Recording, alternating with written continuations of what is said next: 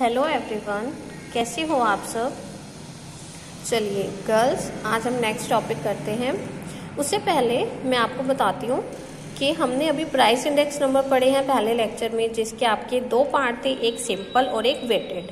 आप सिंपल का aggregative part पढ़ चुके हो और वेटेड का एग्रीगेटेड पार्ट पढ़ चुके हो, जिसमें आपने सारे फॉर्मूलाज पढ़े थे, Laspeyres, Paasche, Fisher, Marshall and so on. ठीक है, आज हमारा टॉपिक है simple average of the price relative and weighted average of the price relative.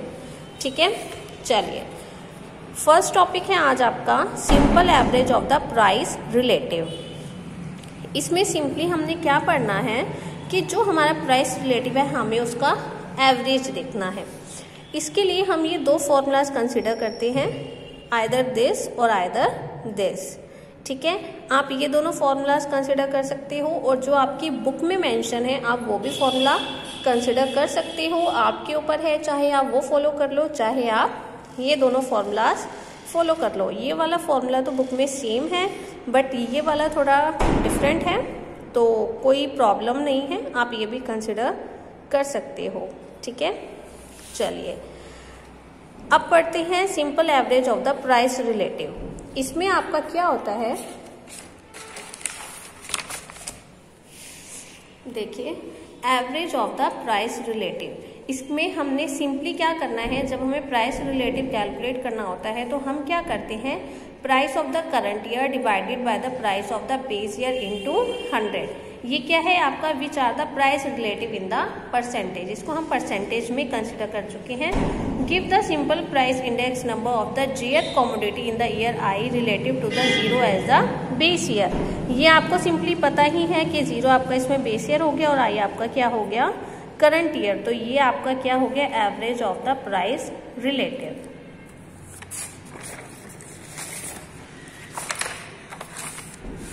Then the second one is, ये मैंने अभी आपको बताया ही था, ये आपके दोनों फॉर्मूलाज हैं, ये आपका सेम है, ये आपका ज्योमेट्रिक मीन का है।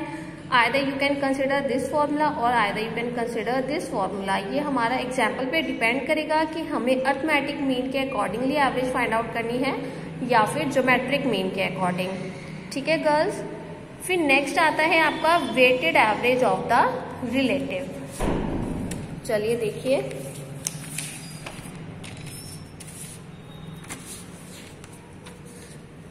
Weighted average of price relative. Weighted average means कि जैसे हमारे पास किसी भी कमोडिटी की प्राइस है तो हम किसी भी कमोडिटी का वेटेड ज़्यादा ले सकते हैं और किसी भी कमोडिटी का वेटेड हम कम ले सकते हैं।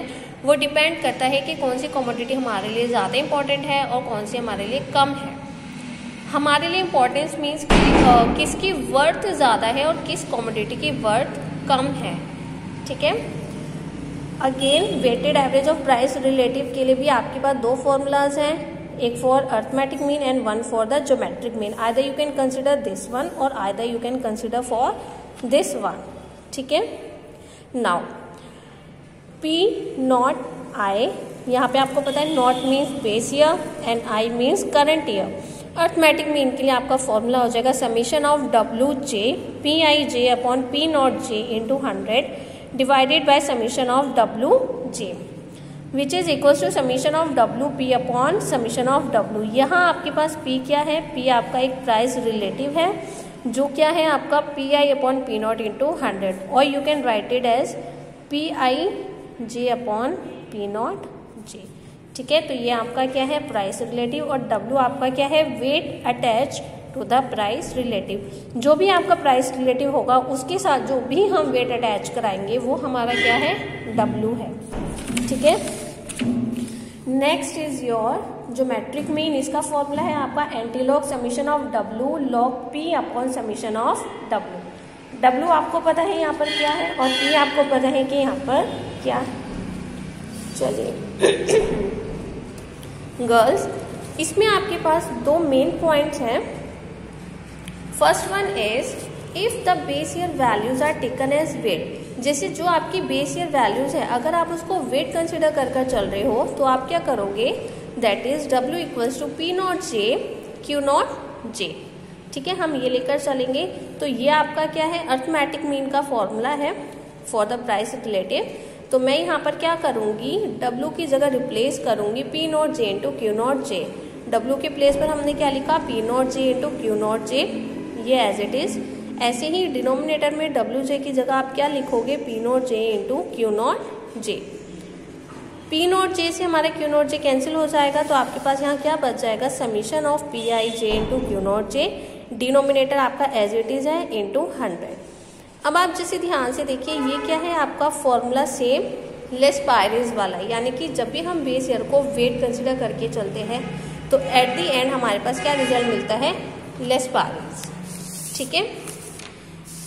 सेकेंड पॉइंट है आपका, if current year values are taken as a weight. जब आप करंट ईयर वैल्यूज को वेट कंसिडर करके चलोगे तो हमें क्या करना है, W यानी कि हम वेट को क्या लेकर चलेंगे, P note J into QI J। Again this is your arithmetic mean formula. यहाँ पे W की जगह हम क्या रिप्लेस करेंगे, P note J QI J। ऐसे ही डिनोमिनेटर में W के प्लेस पर हम क्या लिखेंगे, summation of P note J QI J। Again P note J से हमारा P नोट J कैंसिल हो जाएगा, तो यहाँ आपके पास क्या बच जाएगा, summation of PI J QI J upon summation of P note J into QI J into 100। Again ये आपका कौन सा फॉर्मूला हो गया, फॉर द पार्शियल। तो ये हमें पता चल रहा है कि 2 पॉइंट्स में हमें वो ये बता रहा है कि चाहे आप बेस ईयर को वेट लेकर चल रहे हो या करंट ईयर को वेट लेकर चल रहे हो, तो आप एट द एंड रिजल्ट कहाँ पे पहुंच रहे हो, या तो लेस पारे पे या फिर पार्शियल